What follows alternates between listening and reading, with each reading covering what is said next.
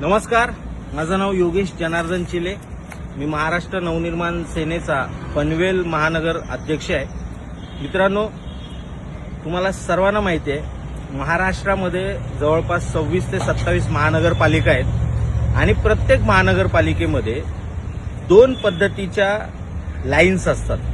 एक असते सीवर लाईन, ज्याच्यातून तुमच्या घरातलं मलमूत्र असेल हे त्या लाईनमधून जात असतं, आणि दुसरं असतं स्टॉर्म वॉटर ड्रेनेज, म्हणजे पुराचं पाणी जे आहे, शहरामध्ये पाऊस पडतो त्यावेळी जे पाणी येतं ते शहराच्या बाहेर वाहून नेण्यासाठी जे नाले असतात, जे ड्रेनेज लाईन असते त्याला स्टॉर्म वॉटर ड्रेनेज म्हणतात. आता मी पनवेल महानगरपालिकेच्या सेक्टर 5 सेक्टर 6 नवीन पनवेल इथे उभा आहे. आणि नाले सफाई हा खरं तर वर्षाचा विषय आहे.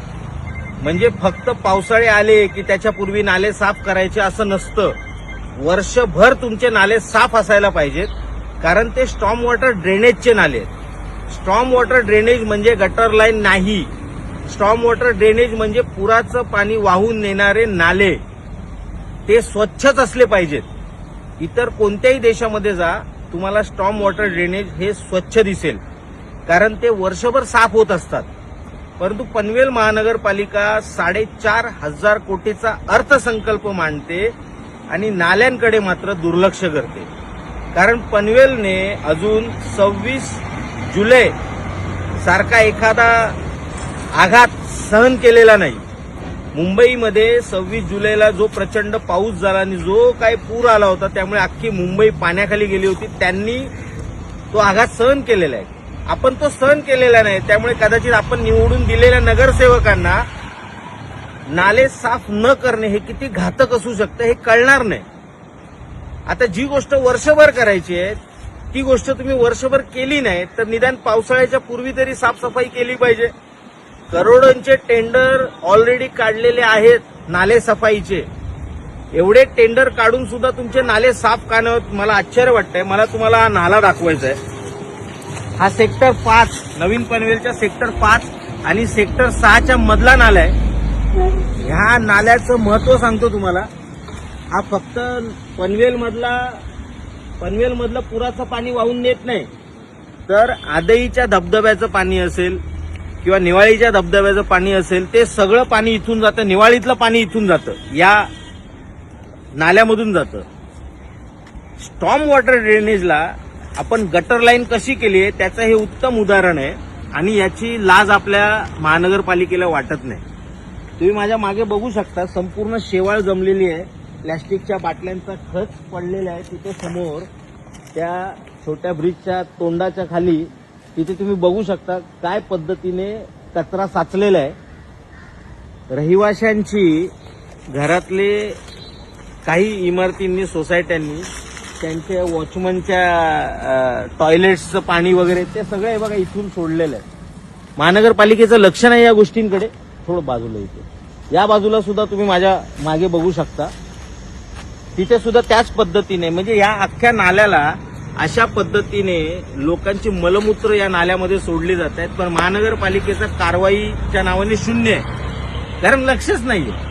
तुमच्या नगरसेवकांचं लक्ष नाही. तुम्ही निवडून दिलेले आहेत, प्रेमाने निवडून दिलेले आहेत, कशाने निवडून दिलेत मला माहित नाही, परंतु हे काम आहे त्यांचं. हे पावसाळ्याच्या पूर्वी नाले साफ असले पाहिजेत, तर पुराचं पाणी या नाल्यातून वाहून जाईल.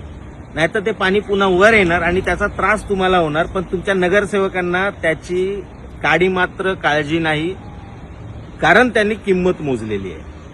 आणि त्यांनी जी किंमत मोजलेली आहे त्याची किंमत आता तुम्हाला मोजावी लागेल. जर इथे पूर आला तर तुम्ही इथे खाली बघाल ना, हे तुम्हाला वाटतं तेवढं सोपं नाहीये. यांनी टेंडर दिलं नाले सफाईचं, त्या कॉन्ट्रॅक्टरने गाळ काढला आणि तो इथे आजूबाजूला असा टाकलेला आहे.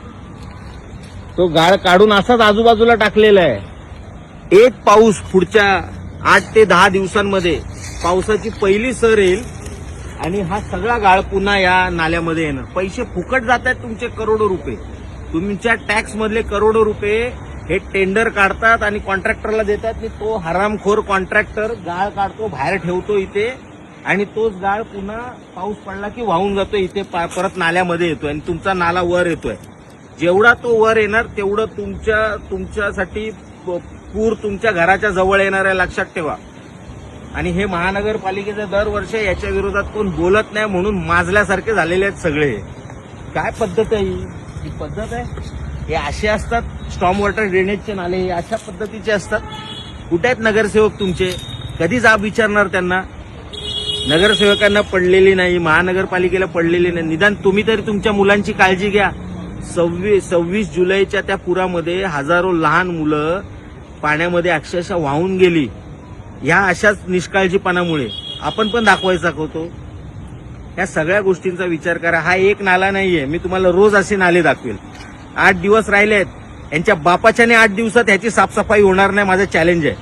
याने दाखवायचं करून 8 दिवसात हा संपूर्ण नाला साफ करून दाखवायचा.